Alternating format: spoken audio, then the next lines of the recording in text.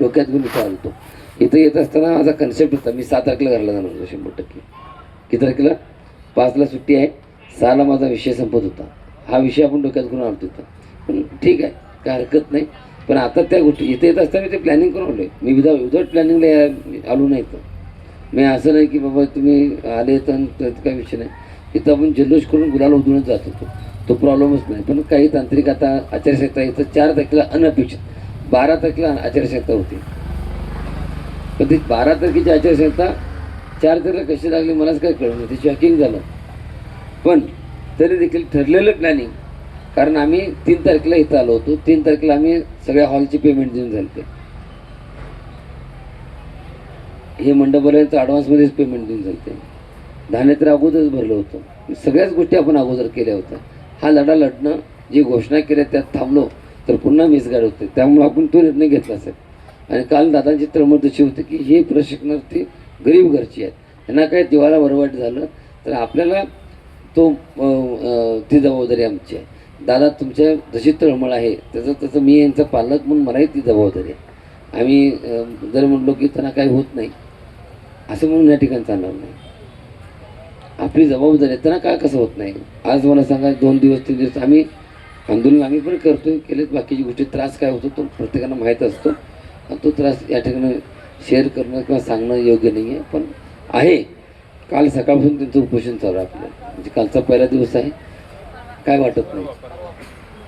काल औपचारिक तर कालपासून झालं, कारण ऑफिशियल जे आहे ते काल सकाळी आपण पत्र त्यांना दिलेली आहे. हां नाही, आपण कालच ना, शासनाचं पत्र काल आहे, औपचारिक तर काल आपण पत्र लिगली केलेलं आहे. त्यामुळं कालच्यापासून ते घरात धरायचं. तुम्ही आता मी 2 दिवस नाही जेवलो तर ते त्याचं जेव्हा लिगली मी जात नाही असा विषय आहे. तर या गोष्टी आहेत. तर आपल्याला माझी विनंती आहे की आपण या गोष्टीवरती गांभीर्याने होणं गरजेचं आहे. यांचं उपोषण ज्या ठिकाणी आहे त्या ठिकाणी तिचं उपोषण लवकरात लवकर कसं मार्गस्थ लागेल ह्यासाठी प्रयत्न करणं गरजेचं आहे. मग आपण आला सकाळपर्यंत आंघोळ करता, निवांत येता, बसता, मग उठता आणि मग संध्याकाळ झाली की जातो. ह्या सगळ्या गोष्टी नित्यनेम आहेत. कारण तुम्ही पण जाणार आहे, मी पण जाणार आहे, पण माझंही काम नाही, मी जाणार नाही. पण उपोषण आपलं ठरलेलं नव्हतं, त्यामुळे आपण घरी जात होतो. आता कालपासून उपोषण ठरलेलं आहे. आता ते थांबावंच लागेल, मलाही इथंच थांबावं लागेल, मलाही त्यांना सोडून जाता येणार नाही. आज मी गेलो आता कालपर्यंत, पण आता मी इथून पुढे जाऊ शकत नाही जोरबुजूर त्यांचं उपोषण सुटत नाही. तर कोणाचं यांचं जर सुटत नाही तर आता मलाही बाहेर जाता येणार नाही, कारण ती माझी जबाबदारी आहे. इथं कुठल्याही पद्धती ॲम्ब्युलन्सची व्यवस्था या ठिकाणी नाही. तर जास्त काही प्रॉब्लेम झाला तर ती जबाबदारीपूर्वक आपली वाटचाल आहे.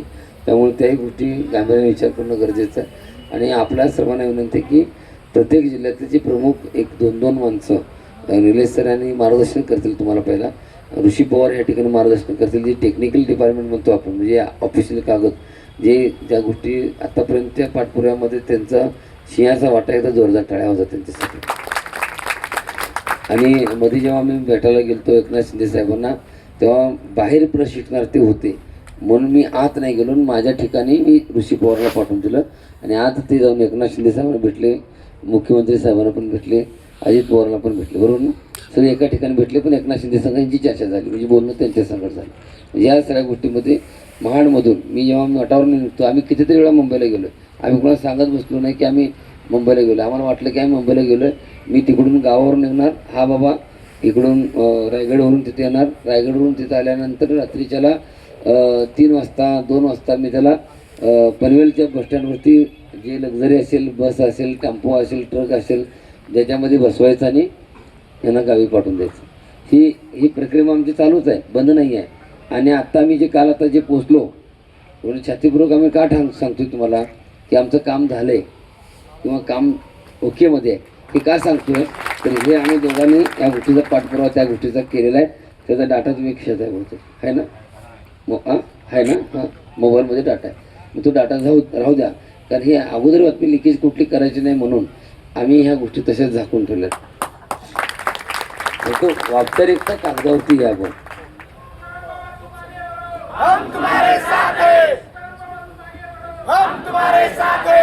या ठिकाणी येत असताना कागद आपल्याकडं औपचारिक बाहेर होऊ दे हे ठरलं आणि मग आम्ही इथं आमचं ठरलं होतं मग पण बोलणं झालं की आमचं उपोषणापूर्वी म्हणजे लढाईच्या अगोदर वादळ येण्याच्या अगोदर शांतता असते तशी आमची परिस्थिती या ठिकाणची आम्ही निर्माण केलेली आहे. आणि आपल्या सर्वांना माझी विनंती आहे की आपण एवढ्या मोठ्या संख्येनं सातत्यपूर्वक टिकून आहात. हे कुठं करत असताना एक प्लॅनिंग केलेलं आहे, ते प्लॅनिंगला 100% यश आपल्याला प्राप्त होऊ पाहत आहे. तर हे होत असताना ह्या गोष्टी आम्ही तुम्हाला कधी सांगणार होतो, आम्ही लाईव्हमध्ये पण सांगितलं असतं, आम्ही लाईव्हमध्ये पण तुम्हाला ऐकवलं असतं. लाईव्हमध्ये आम्ही आमच्यासंगत जे पोरं होते त्यांना सक्त वॉर्निंग केली होती. प्रत्येकाचे मोबाईल आम्ही काढून जप्त करून घेतले होते. कुणी देखील फोटो काढायचा नाही, फक्त एकट्या ऋषी पवारकडे तो फोटो असेल. याच्या व्यतिरिक्त जे काही गोष्टी असतील ते ऋषी पवारकडे असते. पण ते कधी जेव्हा आपलं डिक्लेरेशन होतं तेव्हा त्या सगळ्या गोष्टी सांगायच्या. पण हे सगळं करत असताना आपल्याला हा लढाई एका दिवसापुरता मर्यादित नाही आहे. आपण प्रत्येक जिल्ह्यामधून 200 तरी सदस्य असणं अत्यंत अपेक्षित आहे की प्रत्येक जिल्ह्यातून आम्ही त्या 50 माणसाला कसं कन्व्हिन्स करायचं, त्याची मानसिकता कशी करायची, त्याची इच्छाशक्ती कशी करायची, जबाबदारी आमची आहे. तुमचा जिल्हाध्यक्षाच्या फोनवरती किंवा व्हॉट्सअपवरती चॅटिंगवरती किंवा मग गुगल मीटिंगवरती याच्यासाठी हा ग्रुप नाही आहे. आपण जे 50 माणसं आहेत 50 माणसाच्या वरती 51 माणसाची गरजच नाही आपल्याला. साहेब तुम्हाला मी सांगायची गरज नाही पडत की 50 माणसं नाव घेतली, फोन नंबर घेतला, त्यांना कॉन्टॅक्ट केलं. फक्त 50च माणसं, 50 गुणले जर 35 केले तर 1500 लोक झाली साहेब. आणि 1500 लोकांवरती 50 माणसं ज्यांची मानसिकता ज्याची परिस्थिती आहे आपण माणसं हुडकून काढायचे आहेत. 200 लोकांना फोन करायचे, त्यांना त्याच्यासंग संवाद करायचा आहे, त्यांच्यासंग संवाद करायचा आहे. संवाद कसा करायचा आहे आता तुम्हाला एक उदाहरण सांगतो सध्याच्याकडलं. 1 मिनिटाचा तुम्हाला इथं एकच मिनिट कुठे ताई आहेत का? ताई जरा इकडे बघू दिसते का? ताई गेल्या वाटतं का? एकच मिनिट. नाही एक मिनिट जरा कॅमेरा जरा थोडी इकडे सराव जाता. तुम्ही लय जाड आहे बाबा.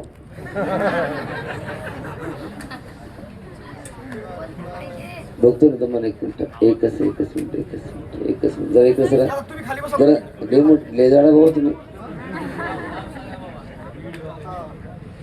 धुळ्याच्या ताई आहेत का? धुळ्याच्या ताई आहेत का? हां जरा तुम्ही मोठात आहे. एक मिनिट मोठात आहे जरा. 1 मिनिट.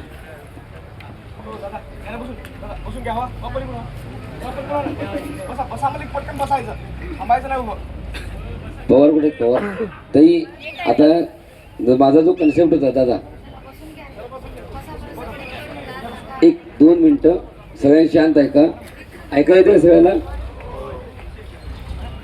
हे धुळ्याची ताई आहेत. कुठले आहेत? साक्री तालुका.